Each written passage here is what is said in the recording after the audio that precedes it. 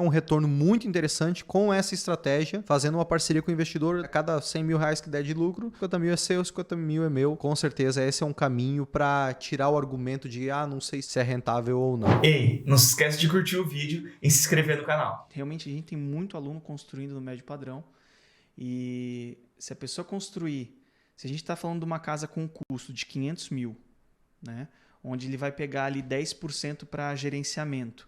Uma casa hoje com um custo de 500 mil leva em torno aí de 6 meses para praticamente começar a entrar na fase de acabamento. Então, quase já finalizando um ciclo. Uma casa já entrando em fase de acabamento, as chances de venda dela são muito grandes, né? Se ele fez o estudo de viabilidade certinho, se está bem localizado, se é um bom produto, as chances de venda ali no final de obra é muito grande. Então, a gente está falando de 2 ciclos por ano, vamos colocar assim, um empreendimento de 500 mil, 50 mil da gestão. Se a gente dividir 6 meses, o cara vai ter 8.333 né, do primeiro empreendimento. Pingando todo mês. Quando ele está na metade do primeiro empreendimento, ele já está viabilizando o segundo para o segundo semestre, de 500 mil. Semelhante. Às vezes num condomínio, às vezes no mesmo condomínio, mesmo layout, muda só a fachada, por exemplo. Entendeu? Então ele vai lá, já lança o segundo para o segundo semestre, já inicia a construção. Ou seja, ele faz 2 casas de 500 mil no ano, uma no primeiro semestre, uma no segundo, e a gestão de 10% desse empreendimento rendendo aí 8.300 para ele por mês. Paga tranquilamente um engenheiro para poder fazer levantamento quantitativo e tudo mais, e sobra aí uma boa renda extra para você. Uma bela grana. Né? Pagar os teus boletos, enfim. Uma bela grana. Realmente, a gente está falando do médio padrão. O Matheus antes comentou sobre uma margem de lucro enxuta no médio padrão. Talvez ele tenha falado principalmente do baixo padrão, que é onde tem uma margem de lucro ainda mais enxuta. A gente está falando aí, sei lá, uma margem de lucro sobre o faturamento de 20%. Então, se tu faturou 100 mil reais, a cada 100 mil tu ganha 20 mil reais. É uma margem, assim, uma média do que a gente tem visto dos nossos alunos no baixo padrão, no padrão popular, não baixo padrão. E no padrão normal, padrão médio, a gente já consegue encontrar uma margem um pouco mais entre 20%, 25%, 28%. Então é uma margem interessante e que da forma que você estruturar com o teu parceiro investidor, você consegue trazer para ele uma rentabilidade acima de qualquer renda fixa, ou inclusive num valor ainda bem distoante disso.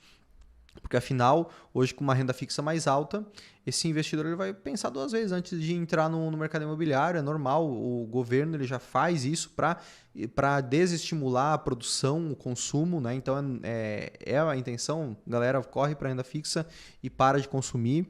Então esse foi o objetivo e está acontecendo, mas você pode encontrar outras alternativas de trazer esse investidor, e tem 2 delas.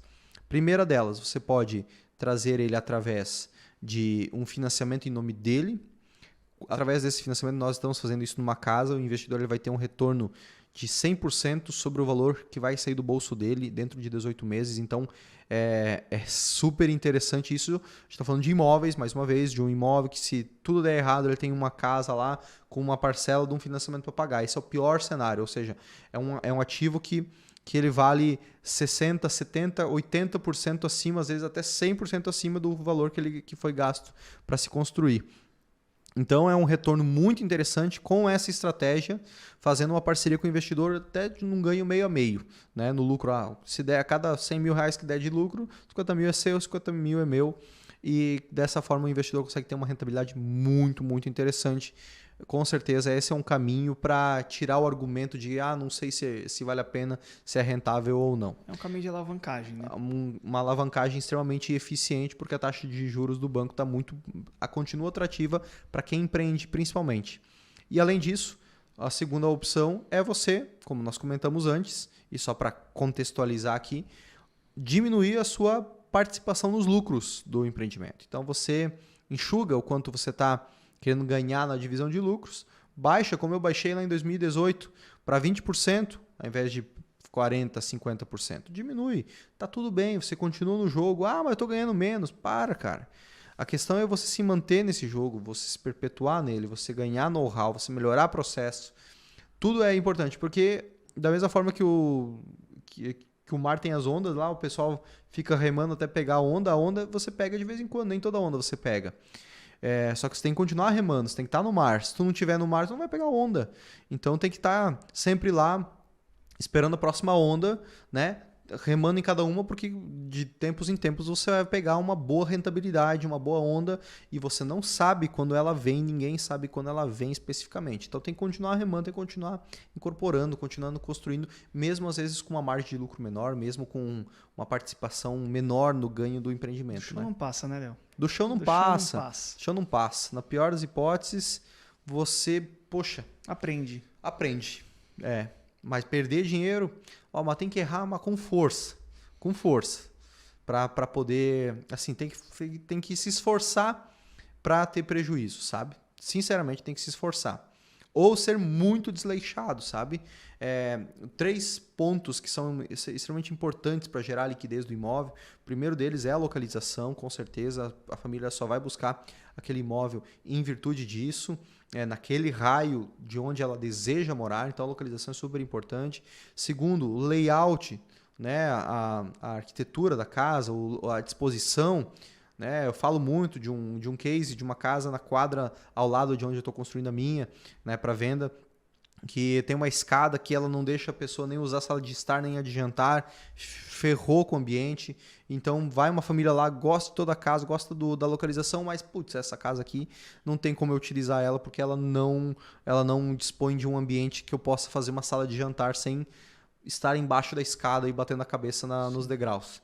E o terceiro ponto é o acabamento. Né? Embora o acabamento ele começa desde as vigas baldrame da casa, né? O acabamento é desde a limpeza do terreno, mas o acabamento é o que enche os olhos da pessoa, né? E a gente tem cases onde a pessoa acertou, né? Passei hoje na frente de uma obra de antigos colegas meus, que eles acertaram na localização, mas eles erraram no layout, né? Fizeram uma casa de 3 pavimentos sem elevador.